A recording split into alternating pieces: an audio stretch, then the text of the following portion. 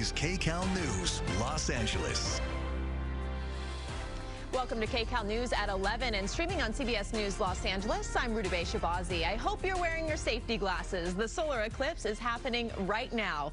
Hundreds of cities and towns in 15 states from Texas to Maine lie along what's called the path of totality of the solar eclipse. But we are only getting a partial eclipse here in Southern California. We do have live team coverage as the eclipse reaches its peak here. Amanda Starantino is at Cal Tech at a watch party. But first, let's go to Marina Jurica at the California Science Center. And Marina, this has been an exciting morning. I just got a little peek myself, and it's pretty incredible. It is, Rudabeh, and we're getting awfully close. 11:12 is when we'll hit about that 50% partial eclipse here in Southern California. And a little factoid that I've been given all morning long is that the sun's corona is really visible during a total eclipse, and we're able to study it, which is absolutely amazing. Now, this year is a solar maximum. The sun goes through 11-year cycles, and so this will be a strong solar maximum this year. So we're going to be able to see really amazing things out of the eclipse that we usually don't get to see. You know, when you look at the eclipse, the total eclipse, and it's got that white wispy stuff that's all around it, the corona, the outer atmosphere. Well, during a solar maximum, we're going to see these streamers of pink plasma. They're actually going to be pink, which is pretty cool, which you'll be able to see on the live shot from NASA.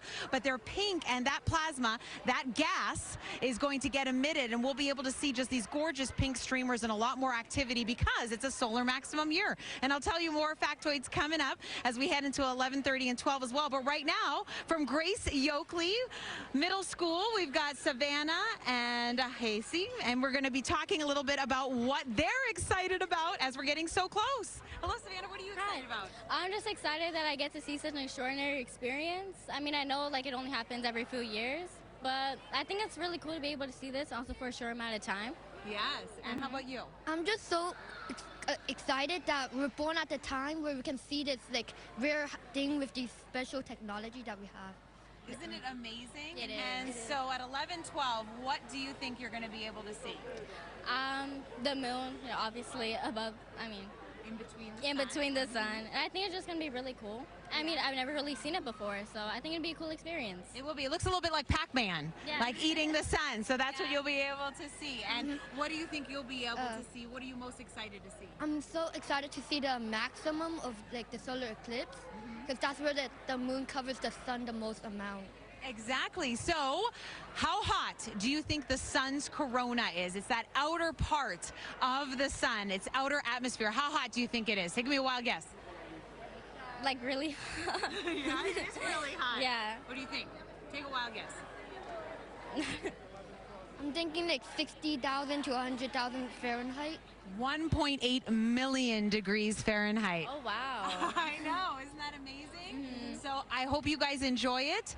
Get out there, get your glasses on. 11:12 is when we're going to be able to see the eclipse, and it's a partial eclipse, but I'm telling you, it is not going to let you down. It's still amazing, and we're going to be able to see at least 50% of that Pac-Man chunk out of the sun. And I'll have a lot more factoids coming up for you, but it being a solar maximum year is just going to be incredible that we're going to be able to do so much science and be able to see the sun like never before. So I'm hoping that we're going to be able to get those pictures down to you here very, very soon. And I'll tell you what NASA's doing to actually pursue the science once the eclipse happens and what we're going to be able to see. So that's all coming up, Rudabeh, but we're just a few minutes away. So I hope you're going to be able to get a little chance to at least see it live on the screen. Oh, thank you, Marina. And you have some scientists there explaining everything, and it's good to hear from your perspective as well because you know all about it. Thank you.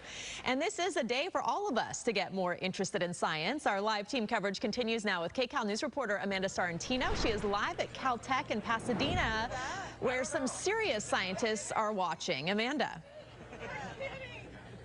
We are very serious here. All of these people here, just take a look around. How many people showed up for this event at Caltech? And how can you not be interested in this? This is so fascinating to learn of what is happening in nature right now. And all of us, we get to experience it together. This is Sam. He's with Caltech. And you have some fun facts about the solar eclipse because they were just telling us about the sun. But the solar eclipse, there's some interesting stuff. Yeah, I mean, solar eclipses have been really important for science historically. Solar eclipses were first used to discover the element and helium, actually, and also very crucial in proving Einstein's theory of general relativity for how gravity works. So interesting stuff you don't even think about, but that's, you know, what it's all rooted in. All right, so what exactly are we seeing here happening in Los Angeles for us with the solar eclipse? Yeah, so in Los Angeles, we're seeing a partial solar eclipse. So we're not in the full shadow of the moon, but we're in the partial shadow of the moon. So we're seeing basically about half of the sun's disk being covered by the moon at the total, or not total, but the full eclipse that we're going to see here is 49% at about 11:13 a.m. Yeah, so today the moon and the Earth and the sun's orbits have aligned such that the moon on the new moon side is appearing to cover part of the disk of the sun. Just so interesting. And then with these telescopes, so we're looking at it through our glasses here, which it's looking pretty close up, 49% right now. But there's also telescopes here for people to experience. Why is that a different look at it? Yeah, so in this telescope, since the telescope is able to collect so much more light, and we have, of course, special solar filters on it, so it is able to look directly at the sun. We're also blocking much of the light that it's collecting, but we're projecting the image of the sun onto this rubber film that's on where the eyepiece normally would be, and so there you can see several features associated with the sun as well. So sunspots and prominences can be visible, as well as just the general eclipse as the moon appears to move across the sun. What a great thing to experience. Sam, thank you so much. And a lot of people are coming here to celebrate this and experience it together. I've met these sisters that are from Pasadena. Take a listen to what they had to say. We're sisters.